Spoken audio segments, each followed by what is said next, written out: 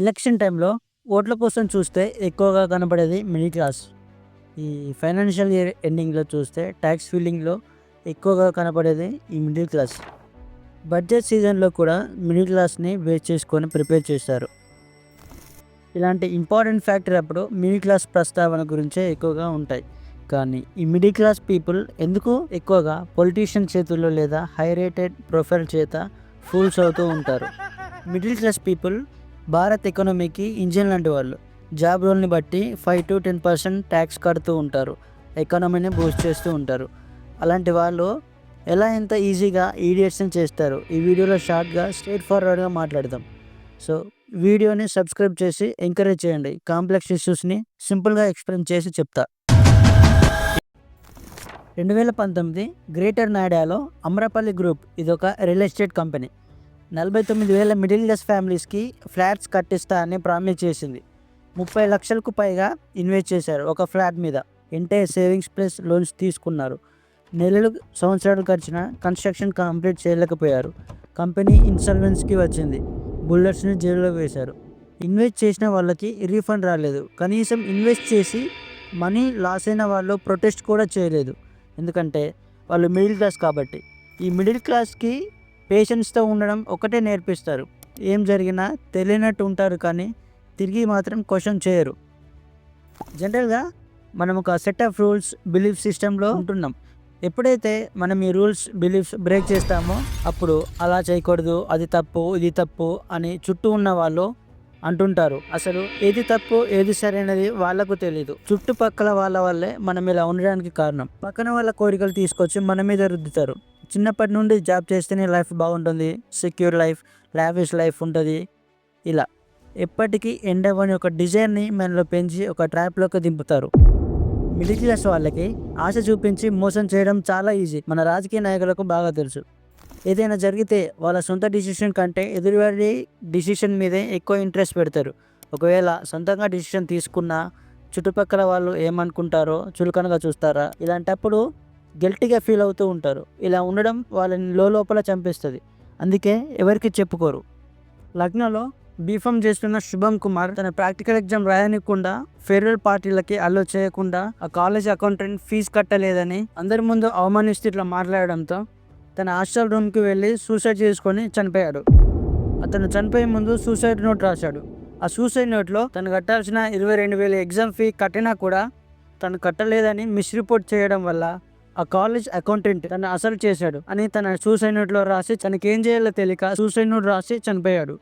నిజమైన rich peoples చూడడానికి సింపుల్గా కనబడతారు. ఈ ఫేస్బుక్ ఓనర్ మార్క్ జుకర్బర్గ్ సింపుల్గా ఉంటారు. అంబానీ అదాని వాళ్ళు షో ఆఫ్ చేయరు. వాళ్ళకు మనీ వాల్యూ తెలుసు.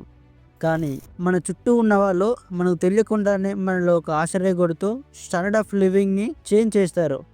మనం అనుకుంటున్నట్టు బతకడం ఈజీనే.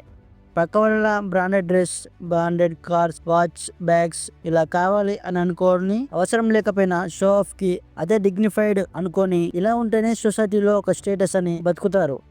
నిజానికి ఈ సెలబ్రిటీస్, ఈ యూట్యూబర్స్, హై రేటెడ్ క్యాండిడేట్స్ మనకు చూపించేది కొంతవరకు నిజం, మిగతా మొత్తం ఒక అబద్ధం.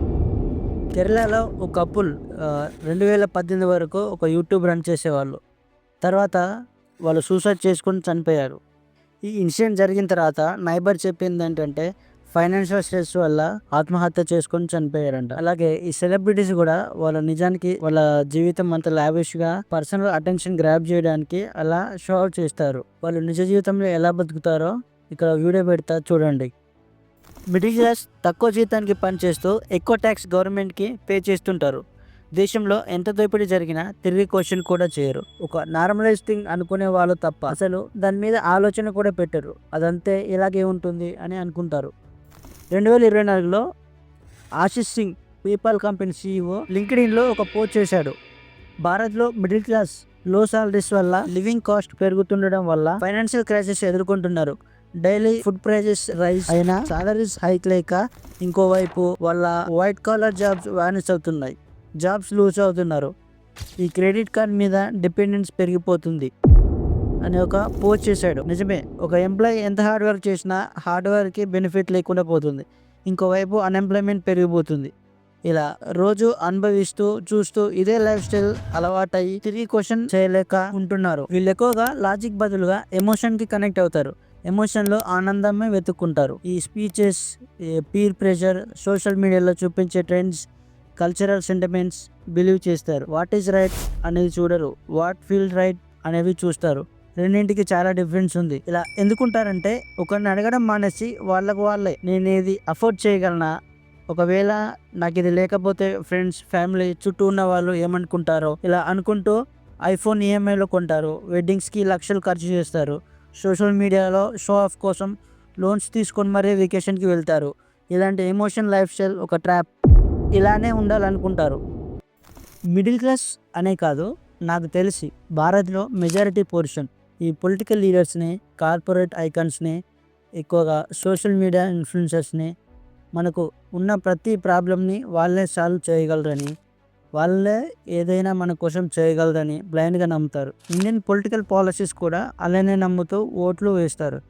చివరికి ఆ పాలసీస్ ఉండవు, వాళ్ళు చెప్పిన మాటలు ఉండవు. ప్రతిదీ క్వశ్చన్ చేయడం నేర్చుకోండి, మనకు ఉన్న సగం దరిద్రం పోతుంది. పక్క వాళ్ళ మీద డిపెండెన్స్ తగ్గియండి. 2024లో Patanjali ayurvedic product company product 100% ayurvedic అని, ప్రతి ఒక్కటి యూజ్ చేస్తుందని, లో ప్రైజెస్ ఉంటాయని, ఈ ఎకానమీకి సపోర్ట్ చేస్తుందని కొన్ని స్టేట్మెంట్ ఇచ్చింది. కానీ సుప్రీంకోర్టు పతంజలి తప్పుడు ప్రచారం చేస్తుంది, ఫేక్ మెడికల్ క్లెయిమ్ చేస్తుంది, అవన్నీ నమ్మొద్దు అని జడ్జ్మెంట్స్ రిలీజ్ చేసింది. ఇలా ప్రతి ఒక్కటి నమ్మడం వల్లే చాలామంది బ్లైండ్గా ఫాలో అయ్యారు, చివరికి ఫూల్స్ అయ్యారు. మిడిల్ క్లాస్ ఒక ఇల్యూజన్లో బతుకుతుంటారు. ఎలా అంటే సోషల్ మీడియాలో నచ్చింది ఏదైనా ఒపీనియన్ చెప్పొచ్చు లేదా పోస్ట్ చేయొచ్చు. వాళ్ళు ఏదైతే ఫీల్ అవుతున్నారో దానివల్ల ఏదో జరుగుతుందని భావిస్తుంటారు. నిజానికి రియాలిటీలో యాక్చువల్ చేంజ్ ఏమీ ఉండదు. జస్ట్ పార్టిసిపేట్ అవుతున్నాం అనుకుంటారు, కానీ నిజానికి రియాక్ట్ అవుతారు. సోషల్ మీడియా వాయిస్ రైజ్ చేయడానికి ఉంది, కానీ ప్రతిసారి ఇంపాక్ట్ ఉండదు. రియల్ వరల్డ్లో ఎంగేజ్మెంట్ ఉండడం అంటే క్లికింగ్, షేరింగ్, పోస్టింగ్ ఇలాంటివి యాక్షన్ కిందకి రావు. 2020లో సుశాంత్ సింగ్ డెత్ అప్పుడు కానీ, పఠాన్ మూవీ అప్పుడు కానీ సోషల్ మీడియాలో బాయ్కట్ బాలీవుడ్ అని క్యాంపెయిన్ చేశారు. చివరికి మళ్ళీ బాలీవుడ్ని ఎంకరేజ్ చేస్తున్నారు. Illusion is not an action. ఈ మిడిల్ క్లాస్ కోరుకునేది stability, study job, home, children's education, monthly saving. వీటికి ఏదైనా జరిగి నష్టపోతామని ఆలోచిస్తుంటారు. ఏదైనా లాంగ్ టైం డిస్టర్బ్ అవుతే వాళ్ళు సేవ్ చేసుకున్నదంతా మొత్తం లాస్ అవుతారు. అందుకే మిడిల్ క్లాస్ దేన్ని క్వశ్చన్ చేయరు, ప్రొటెస్ట్ చేయరు, ఏదైనా భరిస్తారు. 2020-21 ఫార్మర్ ప్రొటెస్ట్ అప్పుడు 700 మంది ఫార్మర్ చనిపోయారు. కొన్ని రిపోర్ట్స్లో ఉన్నాయి. కొన్ని వందల మంది ప్రొటెస్ట్ చేశారు. ప్రొటెస్ట్లో ఉన్నదంతా మిడిల్ క్లాసే. చాలామంది క్రిటిసైజ్ చేశారు. వాళ్ళ కన్సర్న్స్ ఏంటంటే కంఫర్ట్ చూసుకుంటున్నారు, కానీ కాన్స్టిట్యూషనల్ రైట్ని చూడలేదు. చివరికి ప్రొటెస్ట్ వల్ల సక్సెస్గా లా రీఅపీల్ అయింది. ఈ సిస్టమ్ ఎప్పుడు భయపడుతూనే ఉంటుంది. ఎప్పుడైతే జస్టిస్ కోసం నువ్వు స్టాండ్ అవుతావో అప్పుడు మార్పు చేంజ్ అవుతుంది.